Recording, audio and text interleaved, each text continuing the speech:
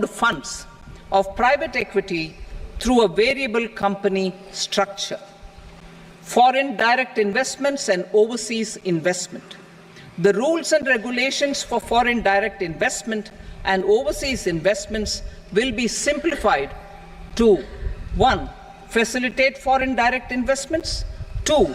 Nudge prioritization, and 3. Promote opportunities for using Indian rupee as a currency for overseas investment. NPS Vatsalya.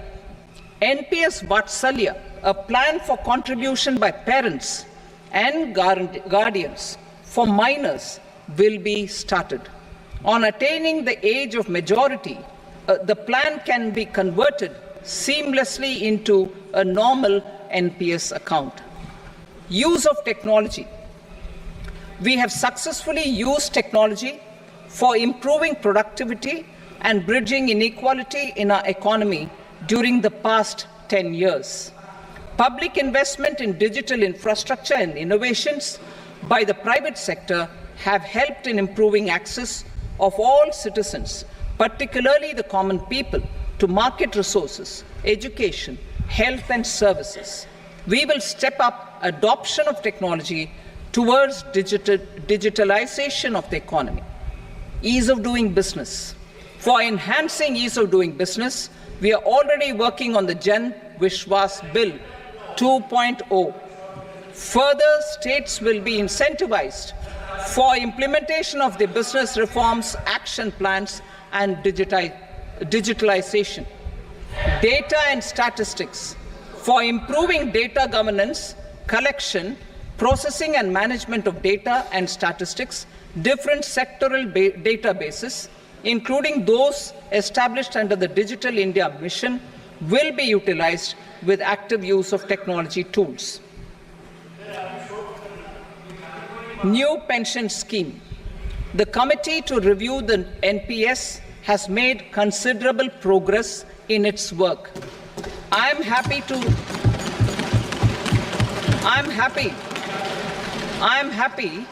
that the staff side of the National Council of the Joint Consultative Machinery for Central Government Employees has taken a constructive approach. A solution will be evolved which addresses the relevant issues while maintaining fiscal prudence to protect the common citizens. Budget estimates for 24-25. For the year 24-25, total receipts other than borrowings and the total expenditure are estimated at 32.07 lakh crore rupees and 48.21 lakh crore rupees respectively. The net tax receipts are estimated at 25.83 lakh crore rupees. The fiscal deficit is estimated at 4.9% of the GDP. The gross and the net market borrowings through dated securities during 24-25 are estimated at 14.01 lakh crore rupees and 11.63 lakh crore rupees respectively. Both will be less than that in 23-24. The fiscal consolidation path announced by me in 2021 has served our economy very well, and we aim to reach the deficit below 4.5% next year. The government is committed to staying the course. From 2026-27 onwards, our endeavor will be to keep the fiscal deficit each year such that the central government's debt will be on a declining path as percentage of GDP. I will now move to Part B.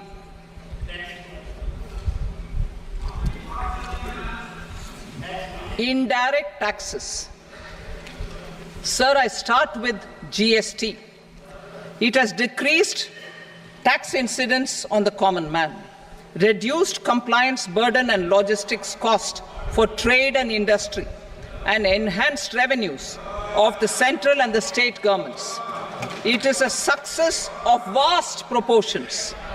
To multiply the benefits of GST, We will strive to further simplify and rationalize the tax structure and endeavour to expand it to the remaining sectors.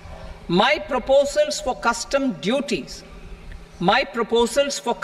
duties intend to support domestic manufacturing, deepen local value addition, promote export competitiveness, and simplify taxation while keeping the interest of the general public and consumers surmount. In Budget 22-23, we reduced the number of customs duty rates. I propose to undertake a comprehensive review of the rate structure over the next 6 months to rationalize and simplify it for ease of trade, removal of duty inversion, and reduction of disputes. I shall now take up sector-specific customs duty proposals. Medicine and medical equipments. To provide relief to cancer patients, I propose to fully exempt 3 more medicines from customs duties.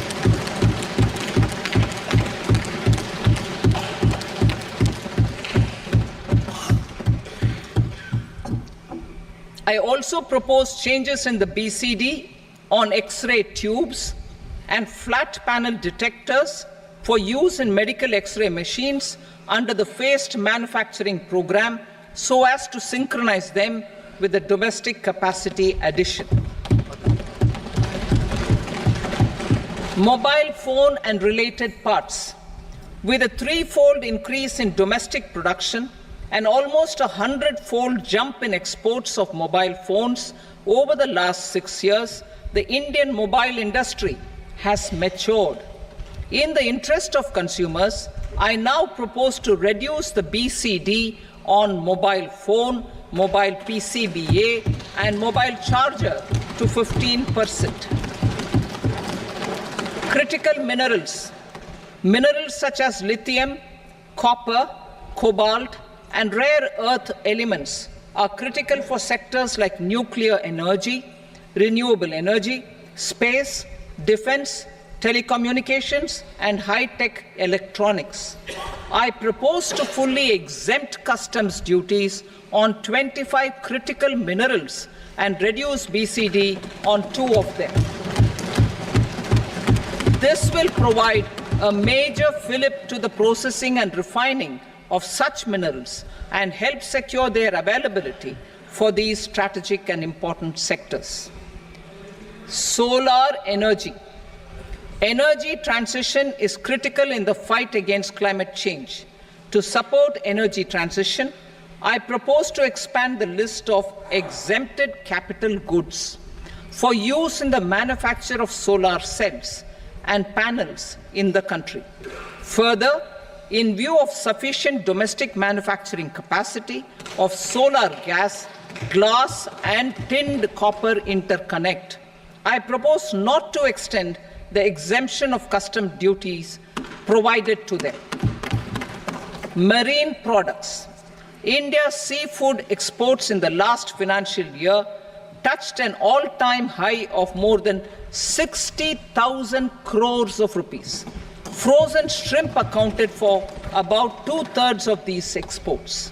To enhance their competitiveness, I propose to reduce BCD on certain broodstock, polychaete worms, shrimp, and fish feed to 5%. I also propose to exempt customs duty on various inputs for manufacture of shrimp and fish feed. Leather and textile. Similarly, to enhance the competitiveness of exports in the leather and textile sectors, I propose to reduce BCD on real down-filling material from duck or goose. I am also making additions to the list of exempted goods for manufacture of leather and textile garments, footwear, and other leather articles for export. To rectify inversion in duty, I propose to reduce BCD subject to conditions on methylene diphenyl diisocyanate (MDI) for manufacture of spandex yarn from 7.5 to 5%. Furthermore, the export duty structure on raw hides, skin, and leather is proposed to be simplified and rationalized. Precious metals. To enhance domestic value addition in gold and precious metal jewelry in the country, I propose to reduce customs duties on gold and silver to 6% and that of platinum to 6.4%. Other metals. Steel and copper are important raw materials. To reduce their cost of production, I propose to remove the BCD on ferronickel and blister copper. I am also continuing with nil BCD on ferrous scrap and nickel cathode and concessional BCD of 2.5% on copper scrap. Electronics. To increase value addition in the domestic electronics industry, I propose to remove the BCD subject to conditions on oxygen-free copper for manufacture of resistors. I also propose to exempt certain parts for manufacture of connectors. Chemicals and petrochemicals. To support existing and new capacities in the pipeline, I propose to increase the BCD on ammonium nitrate from 7.5% to 10%. Plastics. PVC flex banners are non-biodegradable and hazardous for environment and health. To curb their imports, I propose to raise the BCD on them from 10 to 25%. Telecommunication equipment. To incentivize domestic manufacturing, I propose to increase the BCD from 10 to 15% on PCBA of specified telecom equipment. Trade facilitation. To promote domestic aviation and boat and ship MRO, I propose to extend the period for export of goods imported for repairs from 6 months to, I'll read that again, to promote domestic aviation and boat and ship maintenance, repair and operations. I propose to extend the period for export of goods imported for repairs from 6 months to 1 year. In the same vein, I propose to extend the time limit for re-import of goods for repairs under warranty from 3 to 5 years. I now move to direct taxes. We will continue our efforts to simplify taxes, improve taxpayer services, provide tax certainty, and reduce litigation while enhancing revenues for funding the development and welfare schemes of the government. It has been our endeavor to simplify taxation. We have taken a number of measures in the last few years, including introduction of simplified tax regimes without exemptions and deductions for corporate tax and for personal income tax. This has been appreciated by taxpayers. 58% of corporate tax came from the simplified tax regime in the financial year 22-23. Similarly, as per data available till now, for the last fiscal, more than 2/3 have availed the new personal income tax regime. Comprehensive review of the Income Tax Act. I am now announcing a comprehensive review of the Income Tax Act 1961. The purpose is to make the Act concise, lucid, easy to read and understand. This will reduce disputes and litigation, thereby providing tax certainty to the taxpayers. I will also bring down the demand embroiled in litigation. It is proposed to be completed in 6 months. A beginning is being made in the Finance Bill by simplifying the tax regime for charities, tedious rate structures, provisions of reassessment and search provisions, and capital gains taxation. Simplification for charities and tedious.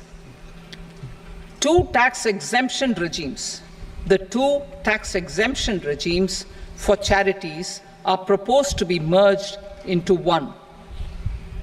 The 5% tedious rate on many payments is being merged into the 2% tedious rate and the 20% TDS rate on repurchase of units by mutual funds or UTI is being withdrawn.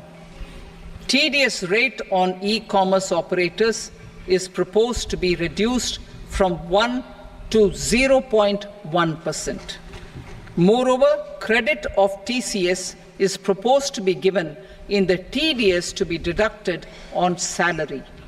Further, I propose to decriminalize delay for payment of TDS up to the due date of filing statement for the same. I also plan to provide a standard operating procedure for TDS defaults and simplify and rationalize the compounding guidelines for such defaults. Simplification of reassessment. I propose to thoroughly simplify the provisions for reopening and reassessment. An assessment hereinafter can be reopened beyond 3 years from the end of the assessment year only if the escaped income is 50 lakh rupees or more, up to a maximum period of 5 years from the end of the assessment year. Even in such cases, a time limit of 6 years before the year of the search, as against the existing time limit of 10 years, is being proposed. This will reduce tax uncertainty and disputes. Simplification and rationalization of capital gains. Capital gains taxation is also proposed to be hugely simplified. Short-term gains on certain financial assets shall henceforth attract a tax rate of 20%, while that on all other financial assets and all non-financial assets shall continue to attract the applicable tax rate. Long-term gains on all financial and non-financial assets, on the other hand, will attract a tax rate of 12.5%. For the benefit of the lower and the middle income classes, I propose to increase the limit of exemption of capital gains on certain financial assets to 1.25 lakh rupees per year. Listed financial assets held for more than a year will be classified as long-term, while unlisted financial assets and all non-financial assets will have to be held for at least 2 years to be classified as long-term. Unlisted bonds and debentures, debt mutual funds, and market-linked debentures, irrespective of holding period, however, will attract tax on capital gains at applicable rates. Taxpayer services. All the major taxpayer services under GST and most services under customs and income tax have been digitalized. All remaining services of customs and income tax, including rectification and order giving effect to appellate orders, shall be digitalized and made paperless over the next 2 years. Litigation and appeals. While our concerted efforts to reduce pendency of appeals at various appellate fora are beginning to show good results, it will continue to engage our highest attention. To dispose of the backlog of first appeals, I plan to deploy more officers to hear and decide such appeals, especially those with large tax effect. For resolution of certain income tax disputes pending in appeal, I am also proposing Vivad Se Vishwas Scheme 2024. Further, I propose to increase monetary limits for filing appeals related to direct taxes, excise, and service tax in the tax tribunals, high courts, and Supreme Court to 60 lakh rupees, 2 crore rupees, and 5 crore respectively. With a view to reduce litigation and provide certainty in international taxation, we will expand the scope of safe harbor rules and make them more attractive. We will also streamline the transfer pricing assessment procedure. Employment and investment. I have a few proposals to promote investment and foster employment. First of all, to bolster the Indian startup ecosystem, boost the entrepreneurial spirit, and to support innovation, I propose to abolish the so-called angel tax for all classes of investors. Second, there is tremendous potential for cruise tourism in India. To give a fillip to this employment-generating industry, I am proposing a simpler tax regime for foreign shipping companies operating domestic cruises in the country. Third, India is a world leader in the diamond cutting and polishing industry, which employs a large number of skilled workers. To further promote the development of this sector, we would provide for safe harbor rates for foreign mining companies selling raw diamonds in the country. Fourth, to attract foreign capital for our development needs, I propose to reduce the corporate tax rate on foreign companies from 40 to 35%. Deepening the tax base. I have a couple of proposals for deepening the tax base. First, security transaction tax on futures and options of securities is proposed to be increased to 0.02% and 0.1% respectively. Second, for reasons of equity, I propose to tax income received on buyback of shares in the hands of recipients. Other proposals.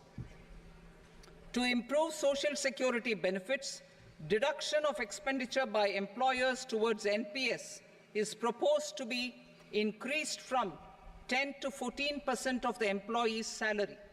Similarly, deduction of this expenditure up to 14% of salary from the income of employees in private sector, public sector banks and undertakings opting for the new tax regime is proposed to be provided. Indian professionals working in multinationals get ESOPs and invest in social security schemes and other movable assets abroad. Non-reporting of such small foreign assets has penal consequences under the Black Money Act. Such non-reporting of movable assets up to 20 lakh rupees is proposed to be depenalized. Other major proposals in the finance bill relate to withdrawal of equalization levy of 2%, expansion of tax benefits to certain funds and entities in IFSCs, and immunity from penalty and prosecution to Benamidar on full and true disclosure so as to improve conviction under the Benami Transaction Prohibition Act 1988. Personal income tax. Coming to personal income tax rates, I have two announcements to make for those opting for the new tax regime. First, the standard deduction for salaried employees is proposed to be increased from 50,000 to 75,000 rupees.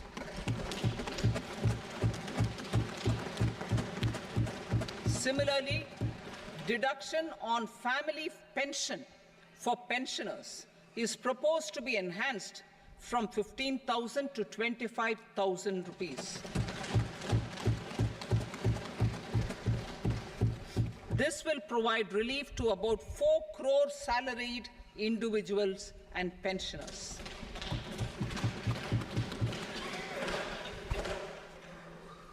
Second, in the new tax regime, the tax rate structure is proposed to be revised as follows. 0 to 3 lakh rupees, nil. 3 to 7 lakh rupees, 5%. 7 to 10 lakh rupees, 10%. 10 to 12 lakh rupees, 15%. 12 to 15 lakh rupees 20%, and above 15 lakh rupees 30%. As a result of these changes, a salaried employee in the new tax regime stands to save up to 17,500 rupees in income tax.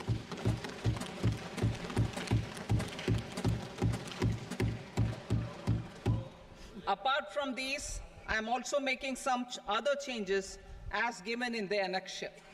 As a result of these proposals, revenue of about 37,000 crore, that is 29,000 crore in direct taxes and 8,000 crore in indirect taxes will be foregone, while revenue of about 30,000 crore rupees will be additionally mobilized.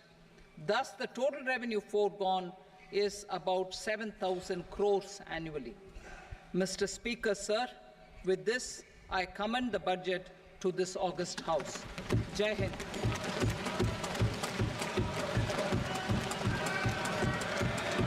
Item number 2. Item number 2.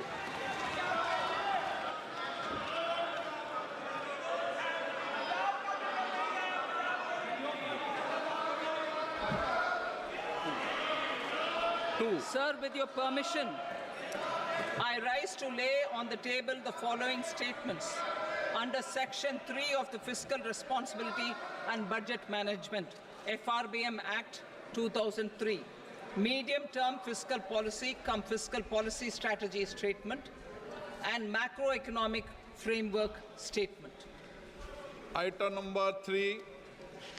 Sir, with your permission, I rise to move for leave to introduce the Finance Number 2 Bill 2024. प्रश्न ये कि विधेयक को पुनर्स्थापित करने की अनुमति प्रदान की जाए। जो सदस्य इसके पक्ष में हाँ कहें, जो सदस्य विरोध में ना कहें, मेरे विचार में निर्णय हाँ वालों के पक्षवा अनुमति प्रदान की जाती है। माननीय मंत्री जी, अब विधेयक पुनर्स्थापित करें। Sir, I introduce the bill. Item number 4. The Union Territory of Jammu and Kashmir budget. Sir, I rise to present a statement, Hindi and English versions, of the estimated receipts and expenditure of the Union Territory of Jammu and Kashmir for the year 24-25. सभा की कार्रवाई कल बुधवार दिनांक 24 जुलाई 2024 को प्राप्त 11 बजे तक के लिए स्थगित की जाती है।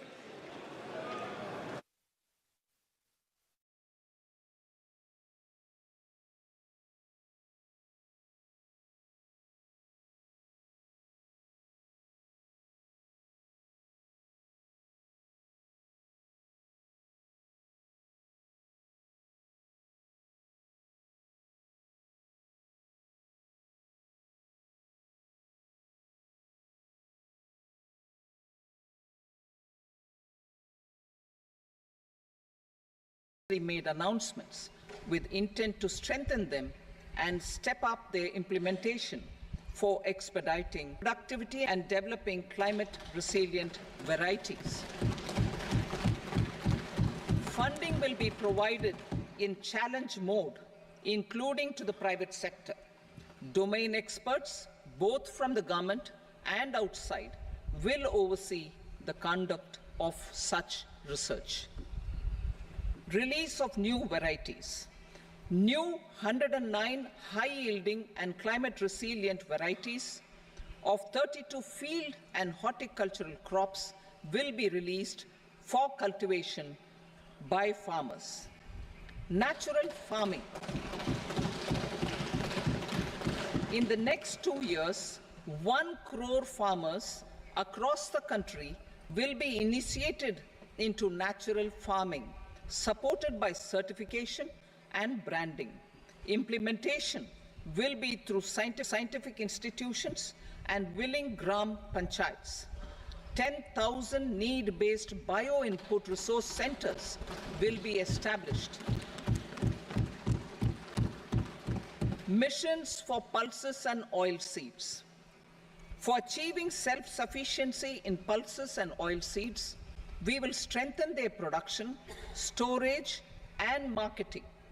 As announced in the interim budget, a strategy is being put in place to achieve Atmanirbharta for oil seeds such as mustard, groundnut, sesame, soybean, and sunflower. Vegetable production and supply chains. Large-scale clusters for vegetable production will be developed closer to major consumption centers. We will promote farmer-producer organizations, cooperatives, and startups for vegetable supply chains, including for collection and storage and marketing. Digital public infrastructure for agriculture. Buoyed by the success of the pilot project, our government, in partnership with the states, will facilitate the implementation of the digital public infrastructure in agriculture for coverage of farmers and their lands in 3 years. During this year, digital crop survey for Kharif using the DPI will be taken up in 400 districts. The details of 6 crore farmers and their lands will be brought into the farmer and land registries.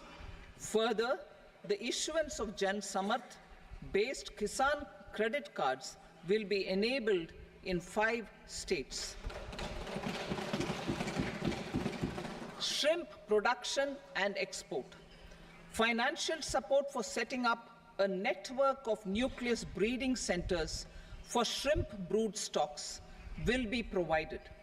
Financing for shrimp farming, processing, and export will be facilitated through NABARD.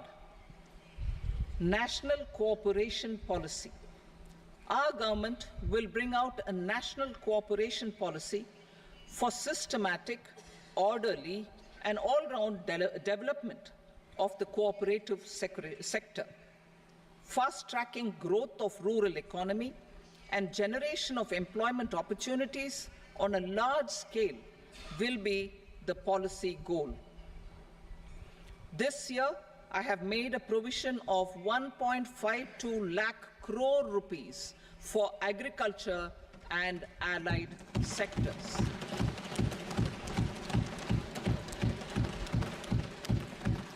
Priority 2, employment and skilling.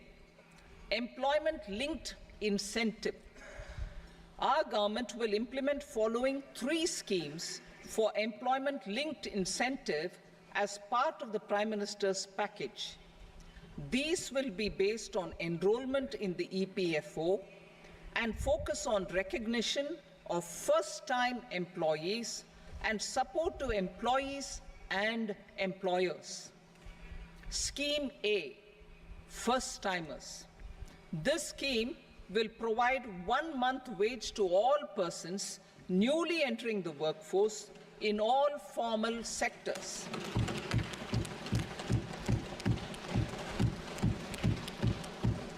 Direct benefit transfer of 1 month's salary in 3 installments to first-time employees as registered in the EPFO will be up to 15,000 rupees. The eligibility limit will be a salary of 1 lakh per month. The scheme is expected to benefit 210 lakh youths.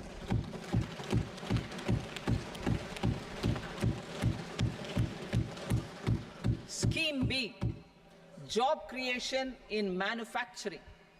This scheme will incentivize additional employment in the manufacturing sector linked to the employment of first-time employees.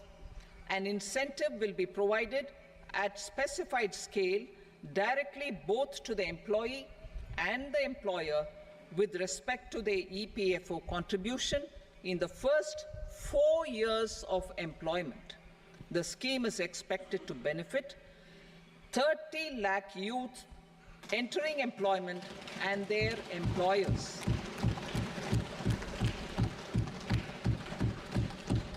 Scheme C, support to employers. This employer-focused scheme will cover additional employment in all sectors. All additional employment within a salary of 1 lakh rupee per month will be counted. The government will reimburse to employers up to 3,000 rupees per month for 2 years towards the EPFO contribution for each additional employee. The scheme is expected to incentivize additional employment of 50 lakh persons.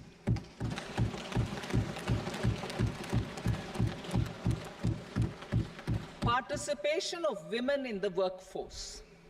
We will facilitate higher participation of women in the workforce through setting up of working women hostels in collaboration with industry and establishing creches.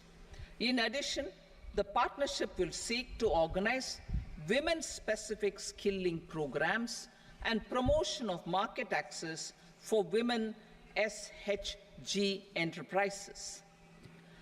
Skilling program.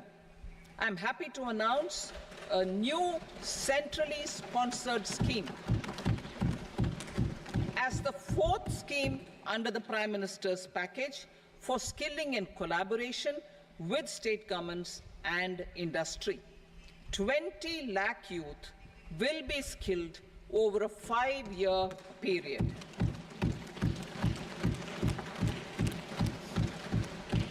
"1,000 industrial training institutes will be upgraded in hub and spoke arrangements with outcome orientation. Course content and design will be aligned to the skill needs of industry, and new courses will be introduced for emerging needs." Skilling loans. The model skill loan scheme will be revised to facilitate loans up to 7.5 lakh rupees with a guarantee from a government-promoted fund. This measure is expected to help 25,000 students every year.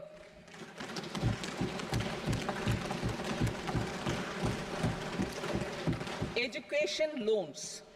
For helping our youth who have not been eligible for any benefit under government schemes and policies, I am happy to announce a financial support for loans up to 10 lakh rupees for higher education in domestic institutions.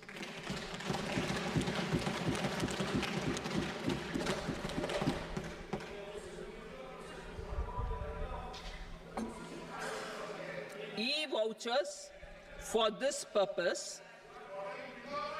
E-vouchers for this purpose will be given directly to 1 lakh students every year for annual interest subvention of 3% of the loan amount. Priority 3, inclusive human resource development and social justice. Saturation approach. Our government is committed to all-round, all-pervasive and all-inclusive development of people, particularly farmers, youth, women, and the poor. For achieving social justice comprehensively, the saturation approach of covering all eligible people through various programs, including those for education and health, will be adopted to empower them by improving their capabilities. Implementation of schemes meant for supporting economic activities by craftsmen, artisans, self-help groups, scheduled caste, scheduled tribe, and women entrepreneurs and street vendors such as the PM Vishwakarma, PM Swanidhi, National Livelihood Missions, and Stand Up India will be stepped up. Purvodaya. The states in the eastern part of the country are rich in endowments and have strong cultural traditions. We will formulate a plan, Purvodaya, for the all-round development of the eastern region of the country, covering Bihar, Jharkhand, West Bengal, Odisha, and Andhra Pradesh. This will cover human resource development, infrastructure, and generation of economic opportunities to make the region an engine to attain Vikasit Bharat. On the Amritsar-Kolkata Industrial Corridor, we will support development of an industrial node at Gaya. This corridor will catalyze industrial development of the eastern region. The industrial node at Gaya will also be a good model for developing our ancient centers of cultural importance into future centers of modern economy. This model shall showcase Vikas B, Virasat B in our growth trajectory. We will also support development of road connectivity projects, namely 1. Patna-Purnia Expressway, 2. Buxar-Bhagalpur Expressway, 3. Bodh Gaya, Rajgir, Vaishali and Darbhanga spurs, and 4. Additional 2-lane bridge over River Ganga at Buxar at a total cost of 26,000 crore rupees.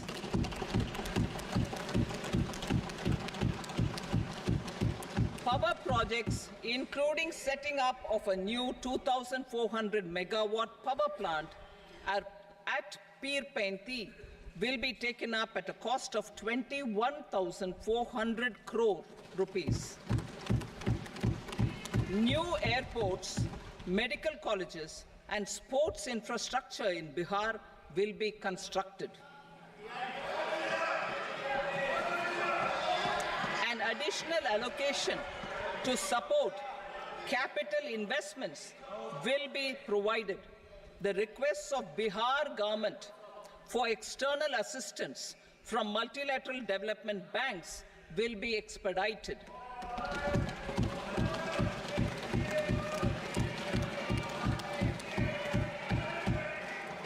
Andhra Pradesh Reorganization Act.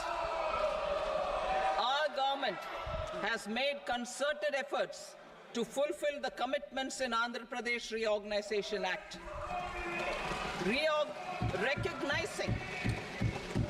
Recognizing the state's need for the capital, recognizing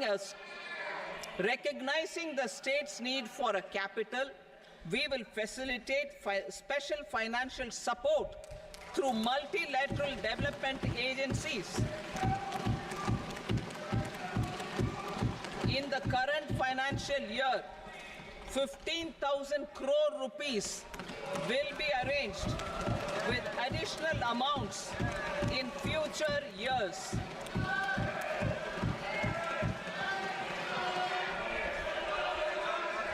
Our government is fully committed to financing and early completion of the Polavaram irrigation project, which is the lifeline for Andhra Pradesh and its farmers. This will facilitate our country's food security as well. Under the Andhra Pradesh Reorganization Act, for promoting industrial development, funds will be provided for essential infrastructure such as water, power, railways, and roads. In Kopparthi node on the Visakhapatnam-Chennai Industrial Corridor and Varavakal node on the Hyderabad-Bangalore Industrial Corridor. An additional allocation will be provided this year towards capital investment for economic growth. Grants for backward regions of Rayalaseema, Prakasham, North Coastal Andhra, as stated in the Act, will be provided. PM Awas Yojana. 3 crore additional houses under the PM Awas Yojana in rural and urban areas in the country have been announced, for which the necessary allocations are being made. Women-led development. For promoting women-led development, the budget carries an allocation of more than 3 lakh crore for schemes benefiting women and girls. This signals our government's commitment for enhancing women's role in economic development. Pradhan Mantri Janjatiya Unnat Gram Abhiyan. For improving the socio-economic condition of tribal communities, we will launch the Pradhan Mantri Janjatiya Unnat Gram Abhiyan by adopting saturation coverage for tribal families in tribal majority villages and aspirational districts.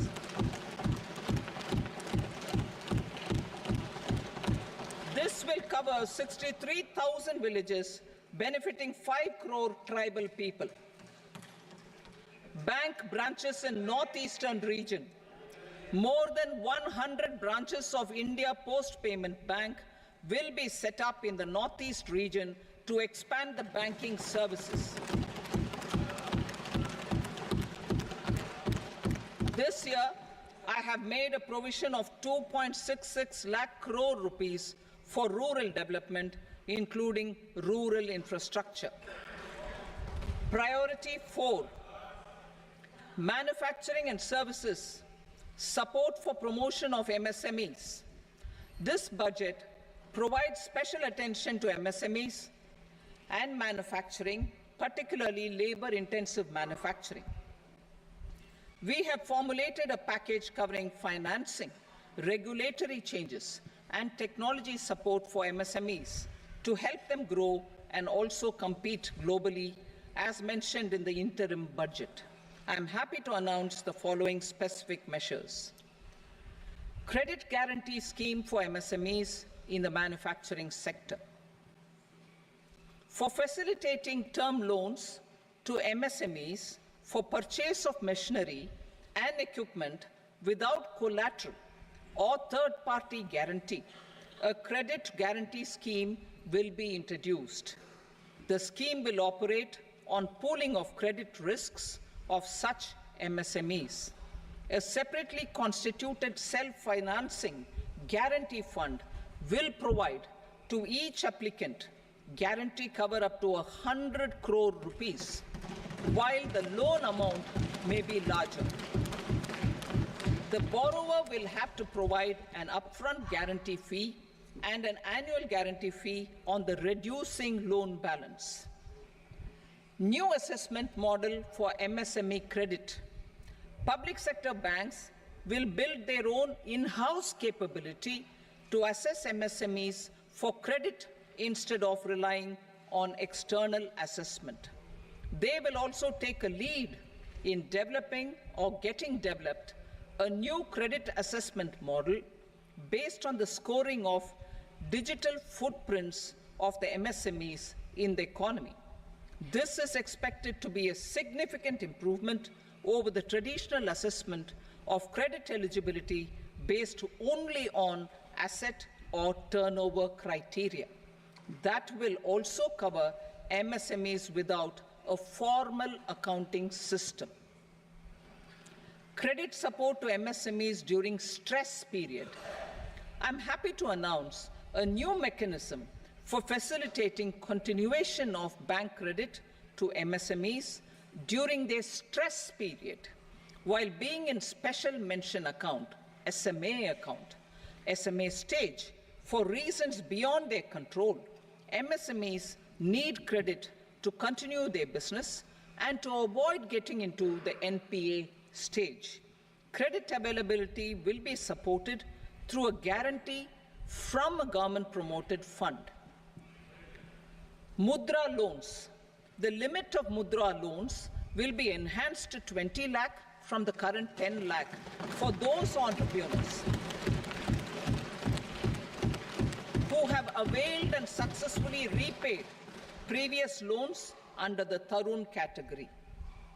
Enhanced scope for mandatory onboarding in TREDS. For facilitating MSMEs to unlock their working capital by converting their trade receivables into cash, I propose to reduce the turnover threshold of buyers for mandatory onboarding on the TREADS platform from rupees 500 crore to 250 crore rupees. This measure will bring 22 more CPSCs and 7,000 more companies onto the platform. Medium enterprises will also be included in the scope of the suppliers. SIDBI branches in MSME clusters. SIDBI will open new branches to expand its reach to serve all major MSME clusters within 3 years and provide direct credit to them. With the opening of 24 such branches this year, the service coverage will expand to 168 out of 242 major clusters. MSME units for food irradiation, quality and safety testing. Financial support for setting up of 50 multi-product food irradiation units in the MSME sector will be provided. Setting up of 100 food quality and safety testing labs with NABL accreditation will be facilitated. E-commerce export hubs. To enable MSMEs and traditional artisans to sell their products in international markets, e-commerce export hubs will be set up in public-private partnership mode. These hubs, under a seamless regulatory and logistic framework, will facilitate trade and export-related services under one roof. Measures for promotion of manufacturing and services. Internship in top companies. As the fifth scheme under Prime Minister's package, our government will launch a comprehensive scheme for providing internship opportunities in 500 top companies to 1 crore youth in 5 years. They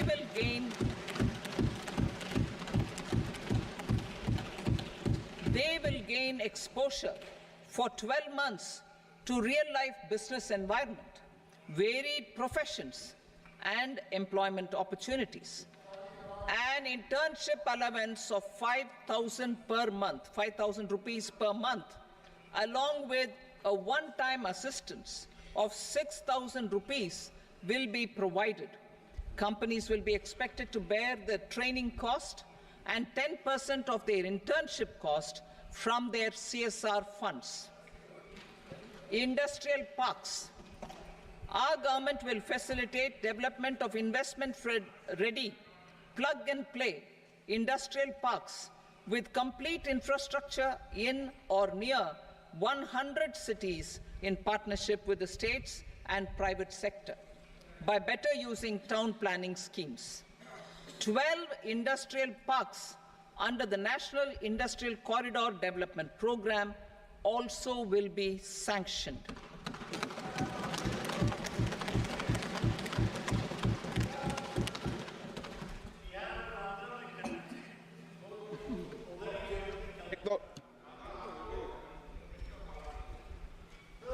Veggie paper, no. Please, Patty.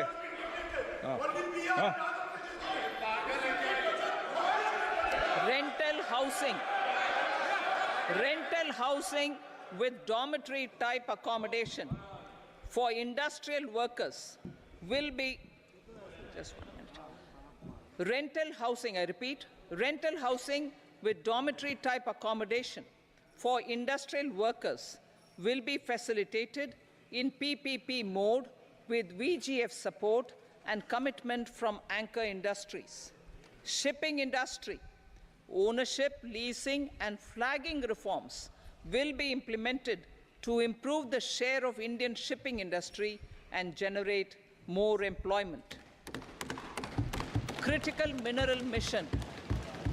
We will set up a critical mineral mission for domestic production, recycling of critical minerals, and overseas acquisition of critical mineral assets.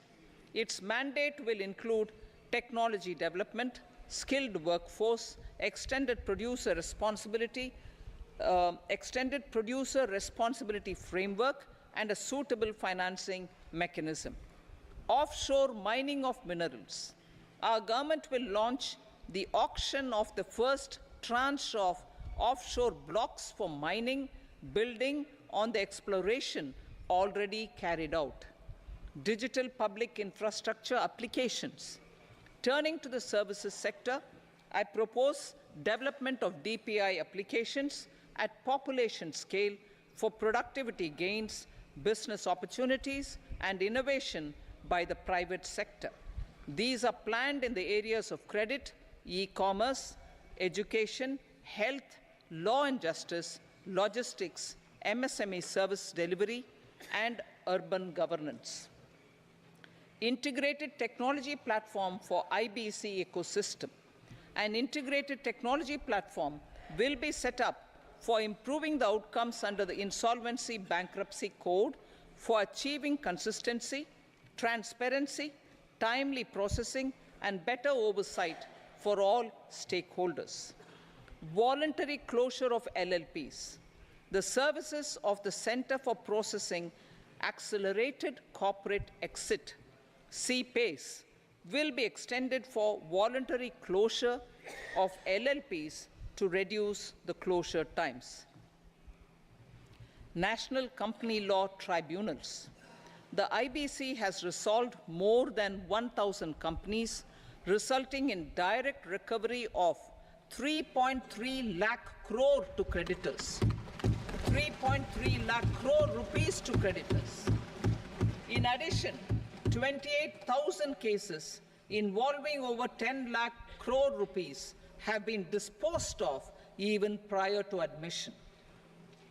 Appropriate changes to the IBC, reforms and strengthening of the tribunal and appellate tribunals will be initiated to speed up insolvency resolution. Additional tribunals will be established.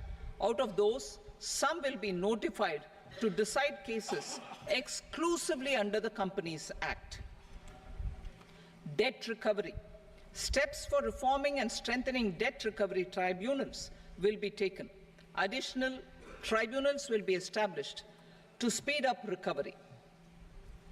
Priority 5, urban development. Cities as growth hubs.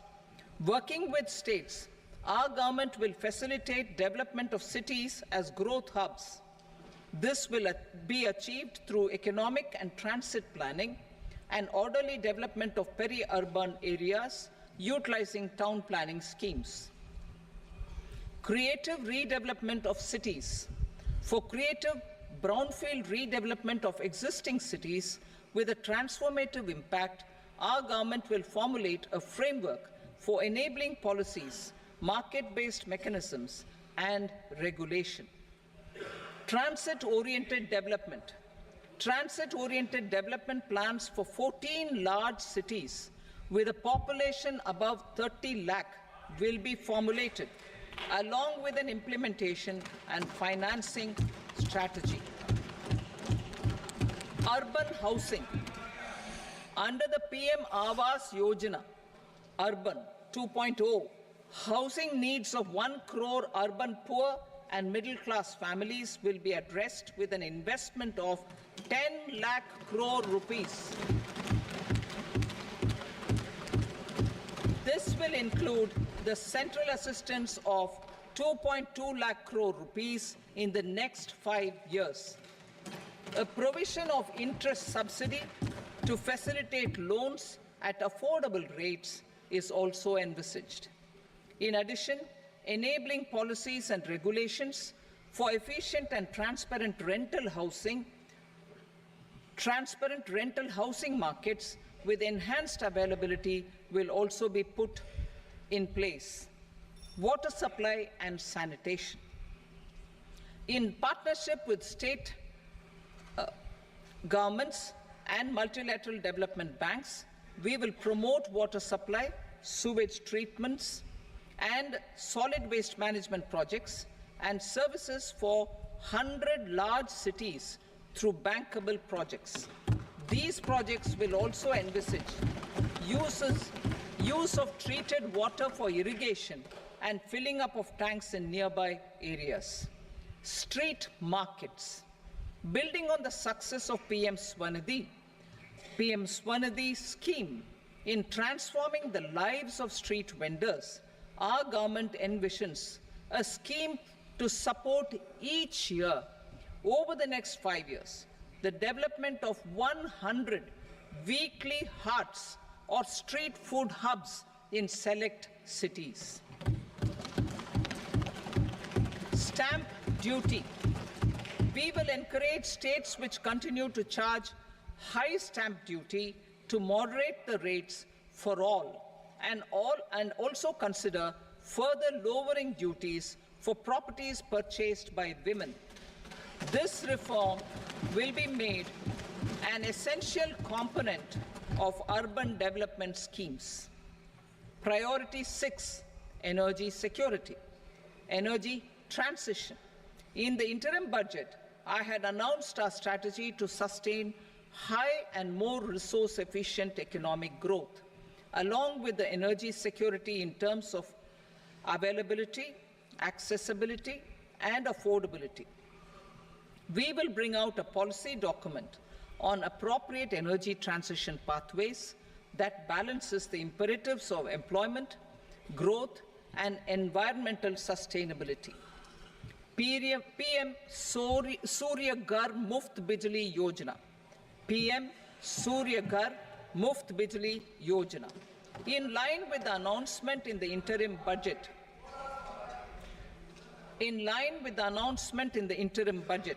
PM Surya Ghar Muft Bijli Yojana has been launched to install rooftop solar plants to enable 1 crore households obtain free electricity up to 300 units every month. The scheme has generated remarkable response with more than 1.28 crore registrations and 14 lakh applications, and we will further encourage it. Pumped storage policy.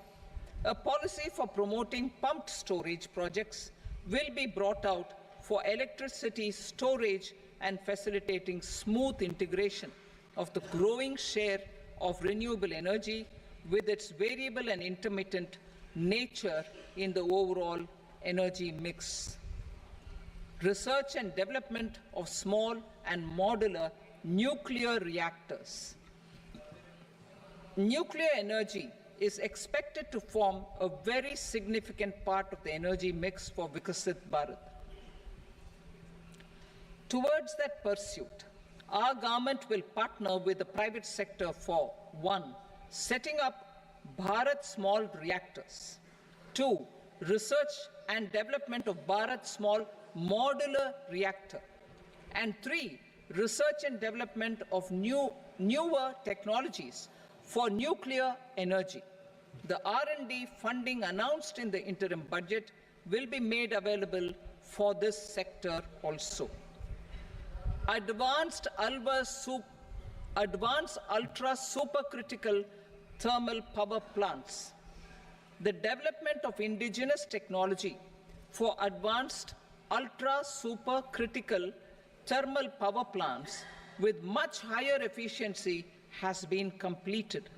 A joint venture between NTPC and BHEL will set up a full-scale 800 megawatt commercial plant using AUSC technology. The government will provide the required fiscal support. Moving forward, development of indigenous capacity for the production of high-grade steel and other advanced metallurgy materials for these plants will result in strong spin-off benefits for the economy. Roadmap for hard-to-abate industries. A roadmap for moving the hard-to-abate industries from energy efficiency targets to emission targets will be formulated. Appropriate regulations for transition of these industries from the current perform, achieve, and trade mode to Indian carbon market mode will be put in place. Support to traditional micro and small industries. An investment-grade energy audit of traditional micro and small industries in 60 clusters, including brass and ceramic, will be facilitated. Financial support will be provided for shifting them to cleaner forms of energy and implementation of energy efficiency measures. The scheme will be replicated in another 100 clusters in the next phase. Priority 7, infrastructure investment by central government. Significant investment the central government has made over the years in building and improving infrastructure has had a strong multiplier effect on the economy. We will endeavor to maintain strong fiscal support for infrastructure over the next 5 years in conjunction with imperatives of other priorities and fiscal consolidation.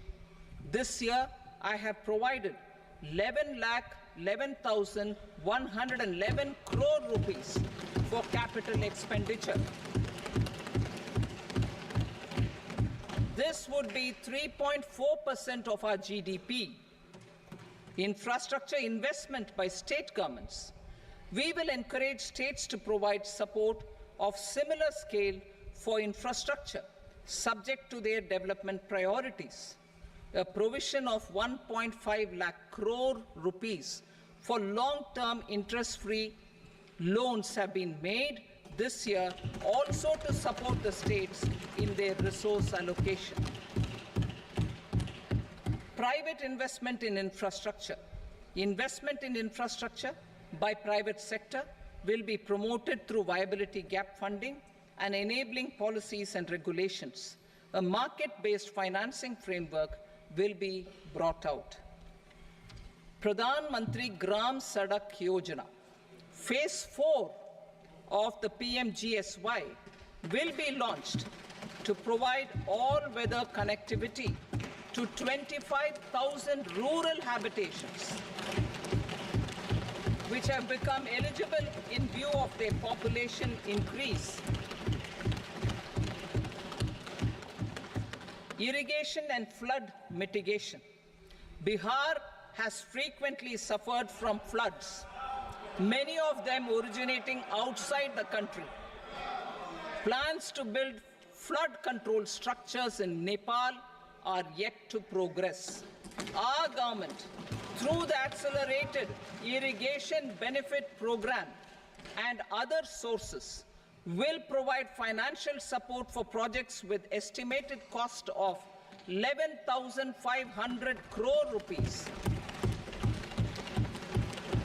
such as the Kosi-Michi intra-state link and 20 other ongoing and new schemes, including barrages, river pollution abatement, and irrigation projects.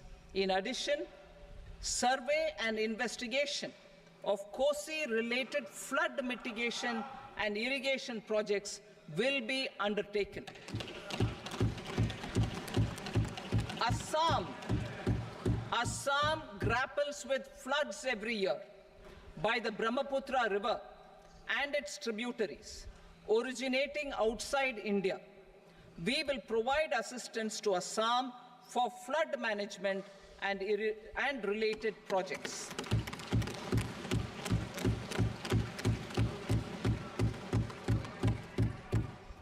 Himachal Pradesh suffered extensive losses due to floods last year. Our government will provide assistance to the state for reconstruction and rehabilitation through multilateral development assistance.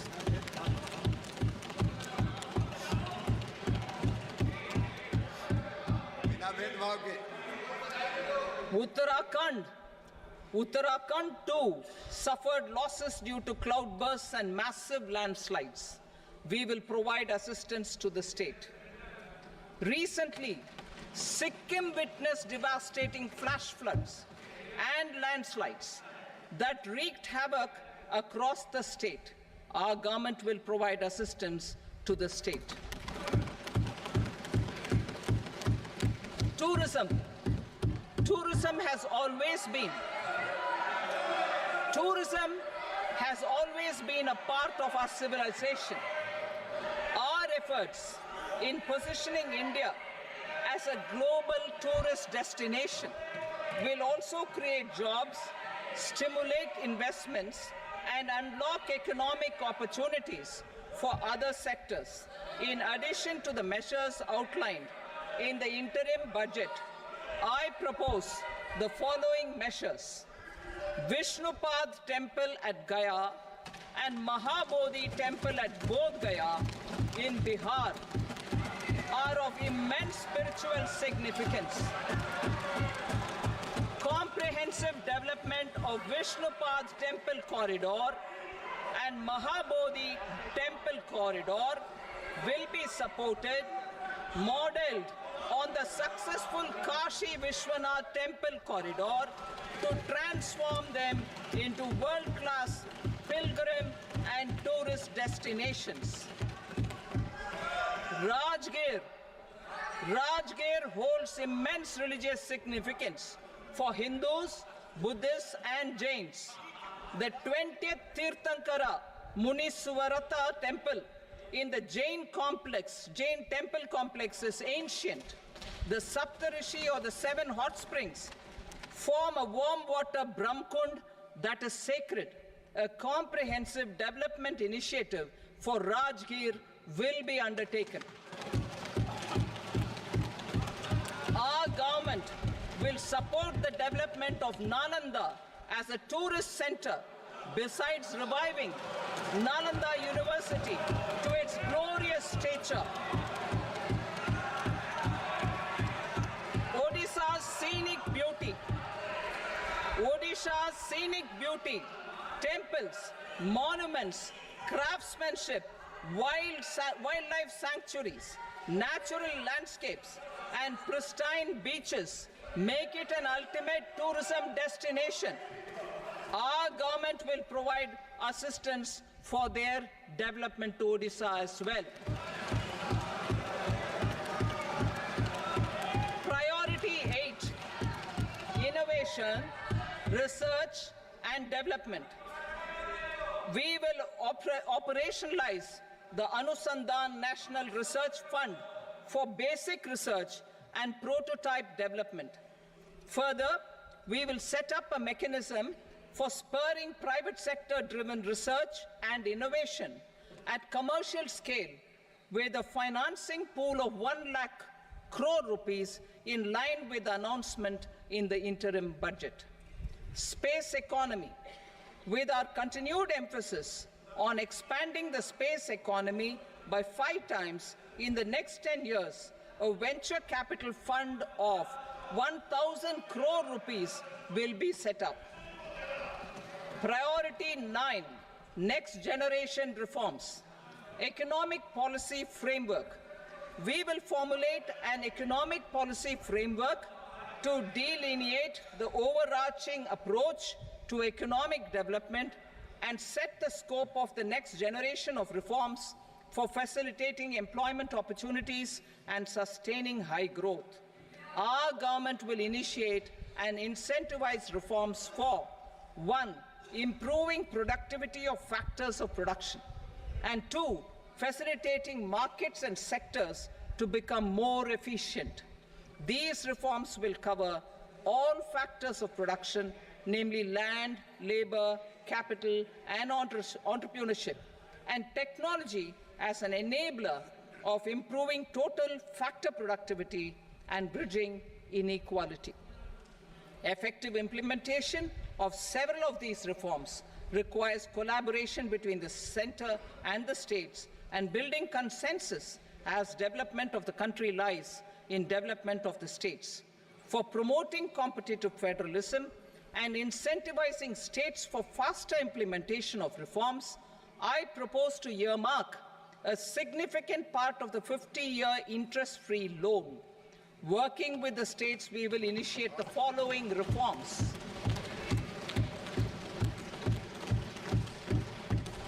Land-related reforms and actions, both in the rural and urban areas, will cover land administration, will cover 1. Land administration, planning and management, and 2.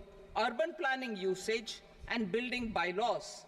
These will be incentivized for completion within the next 3 years through appropriate fiscal support. Rural land-related actions. Rural land-related actions will include 1. Assignment of unique land parcel identification number, UL PIN, or Bhu Aadhaar for all lands. 2. Digitization of cadastral maps.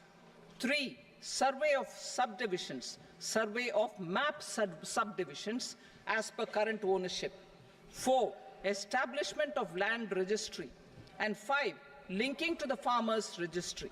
These actions will also facilitate credit flow and other agricultural services. Urban land-related actions. Land records in urban areas will be digitized with GIS mapping. An IT-based system for property record administration, updating, and tax administration will be established. These will also facilitate improving the financial position of urban local bodies.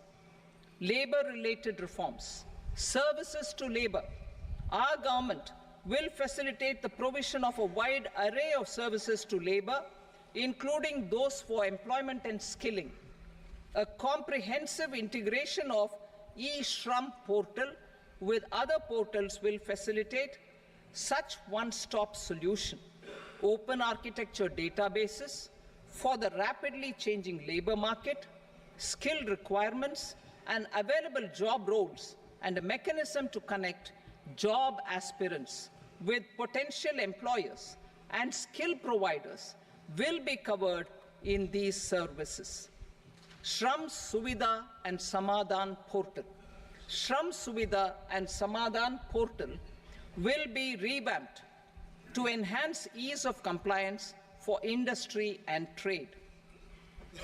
Capital and entrepreneurship related reforms, financial sector vision and strategy. For meeting financing needs of the economy, our government will bring out a financial sector vision and strategy document to prepare the sector in terms of size, capacity, and skills. This will set the agenda for the next 5 years and guide the work of the government, regulators, financial institutions, and market participants. Taxonomy for climate finance. We will develop taxonomy for climate finance for enhancing the availability of capital for climate adaptation and mitigation. This will support achievement of the country's climate commitments and green transition. Variable capital company structure. We will seek the required legislative approval for providing an efficient and flexible mode for financing leasing of aircrafts and ships and pooled funds of private equity through a variable company structure. Foreign direct investments and overseas investment. The rules and regulations for foreign direct investment and overseas investments will be simplified to 1. Facilitate foreign direct investments, 2. Nudge prioritization, and 3. Promote opportunities for using Indian rupee as a currency for overseas investment. NPS Vatsalya. NPS Vatsalya, a plan for contribution by parents and guardians for minors, will be started. On attaining the age of majority, the plan can be converted seamlessly into a normal NPS account. Use of technology. We have successfully used technology for improving productivity and bridging inequality in our economy during the past 10 years. Public investment in digital infrastructure and innovations by the private sector have helped in improving access of all citizens, particularly the common people, to market resources, education, health and services. We will step up adoption of technology towards digitalization of the economy. Ease of doing business. For enhancing ease of doing business, we are already working on the Jan Vishwas Bill 2.0. Further, states will be incentivized for implementation of the business reforms, action plans, and digitalization. Data and statistics. For improving data governance, collection, processing and management of data and statistics, different sectoral databases, including those established under the Digital India Mission, will be utilized with active use of technology tools. New pension scheme. The committee to review the NPS has made considerable progress in its work.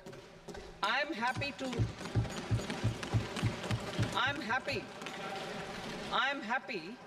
that the staff side of the National Council of the Joint Consultative Machinery for Central Government Employees has taken a constructive approach. A solution will be evolved which addresses the relevant issues while maintaining fiscal prudence to protect the common citizens. Budget estimates for 24-25. For the year 24-25, total receipts other than borrowings and the total expenditure are estimated at 32.07 lakh crore rupees and 48.21 lakh crore rupees respectively. The net tax receipts are estimated at 25.83 lakh crore rupees. The fiscal deficit is estimated at 4.9% of the GDP. The gross and the net market borrowings through dated securities during 24-25 are estimated at 14.01 lakh crore rupees and 11.63 lakh crore rupees respectively. Both will be less than that in 23-24. The fiscal consolidation path announced by me in 2021 has served our economy very well, and we aim to reach the deficit below 4.5% next year. The government is committed to staying the course. From 2026-27 onwards, our endeavor will be to keep the fiscal deficit each year such that the central government's debt will be on a declining path as percentage of GDP. I will now move to Part B.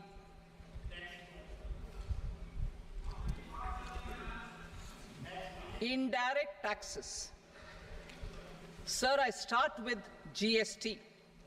It has decreased tax incidence on the common man, reduced compliance burden and logistics cost for trade and industry, and enhanced revenues of the central and the state governments. It is a success of vast proportions. To multiply the benefits of GST, we will strive to further simplify and rationalize the tax structure and endeavor to expand it to the remaining sectors. My proposals for customs duties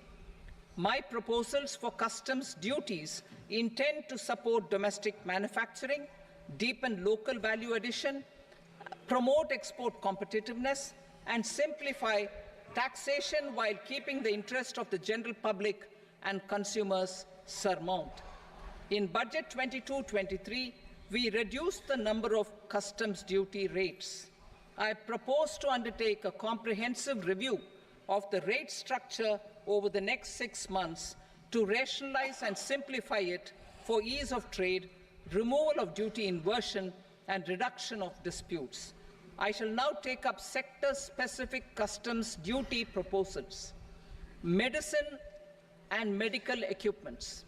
To provide relief to cancer patients, I propose to fully exempt 3 more medicines from customs duties.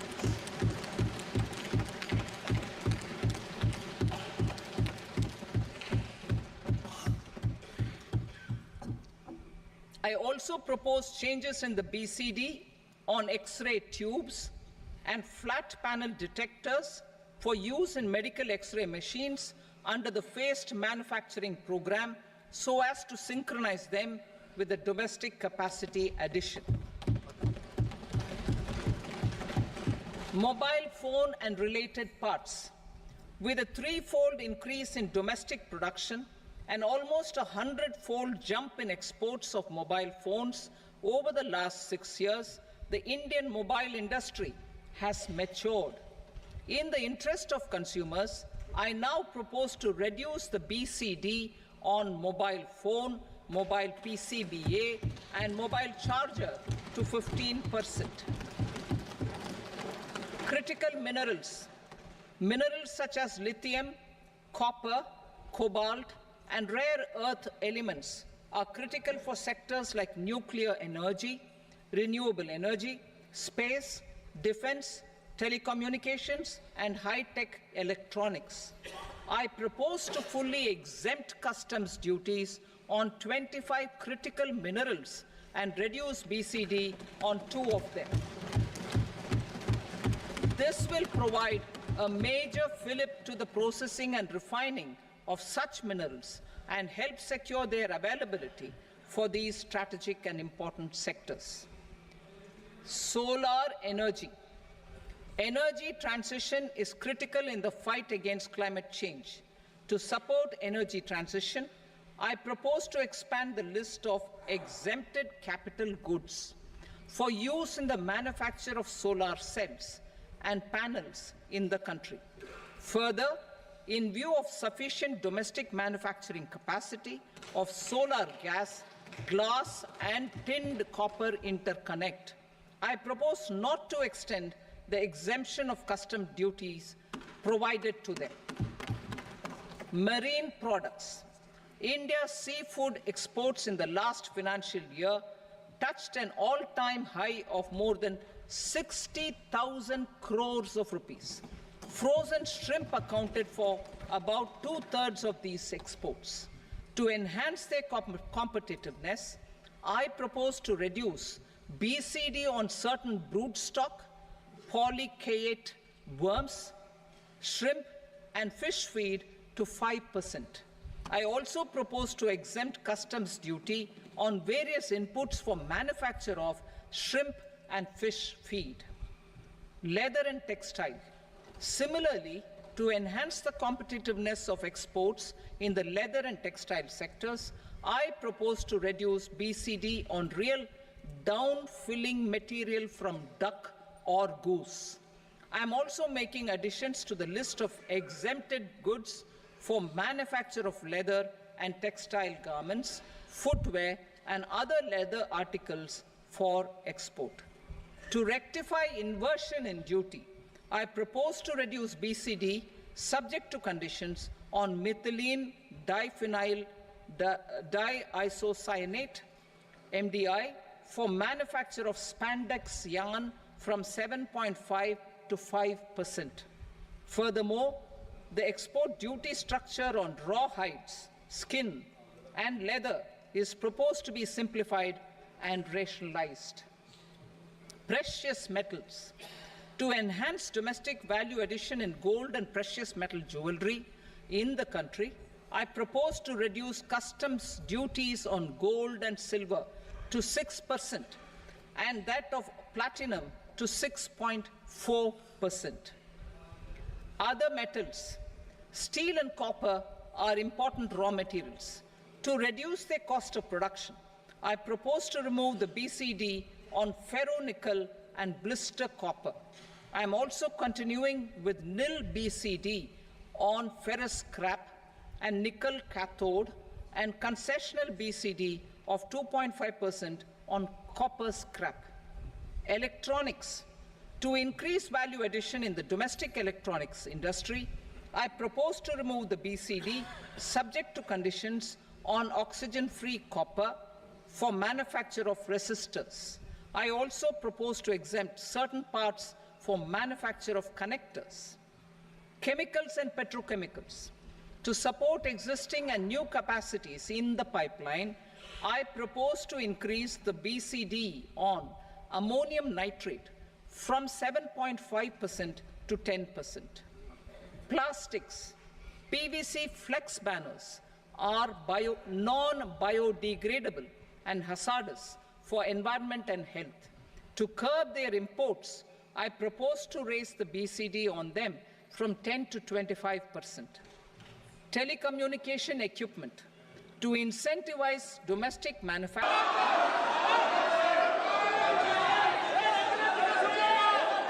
माननीय सदस्यगण, item number 1 Shrimati Nirmala Sitharaman वित्त मंत्री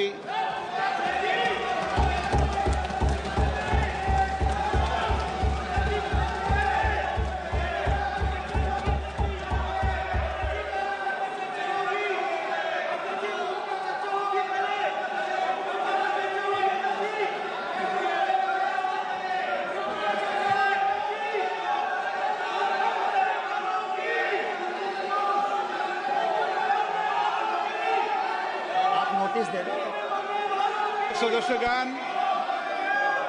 budget के बाद राज्यपाल अभिभाषण में आपको पर्याप्त अवसर दूंगा।